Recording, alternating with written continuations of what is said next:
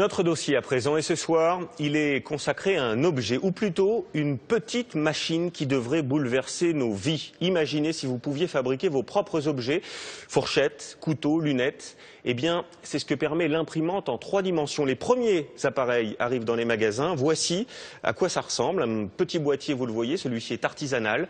C'est une révolution qui est en marche. Certains disent même que le bouleversement sera plus important que celui d'Internet. Christophe de Valambra avec Marie Cazot. Imaginez vos tasses décorées avec votre profil ou celui de vos enfants, vos vases, vos bougeoirs design, tout cela fabriqué par vous-même à la maison. Imaginez d'ailleurs cette maison construite d'un clic de souris d'après vos propres plans informatiques. Imaginez encore un cœur de rechange fabriqué de toutes pièces par une machine. La réalité n'en est peut-être pas très loin. Et voici l'outil de cette réalité. Posée sur un coin de bureau, une imprimante 3 dimensions, elle peut fabriquer toute seule n'importe quel objet. Exercice pratique chez ce passionné d'informatique. C'est une lampe que j'ai achetée et malheureusement elle n'est pas très solide, donc elle s'est cassée. Et pour pouvoir la réparer, j'ai décidé de recréer directement une manivelle.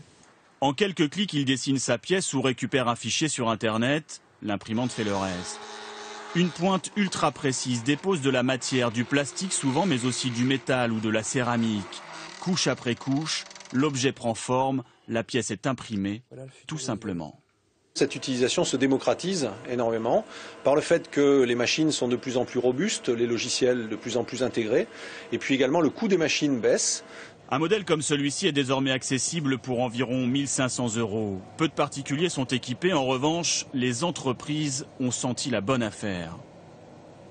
Donc là, maintenant, je vais fouiller et chercher les pièces que nous avons imprimées.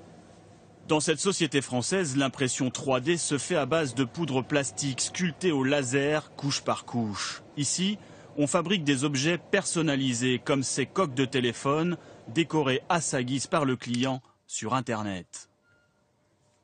C'est probablement une des technologies qui permet le plus de choses, qui permet le plus de formes complexes, variées, des choses qui ne pourraient pas être fabriquées dans d'autres technologies.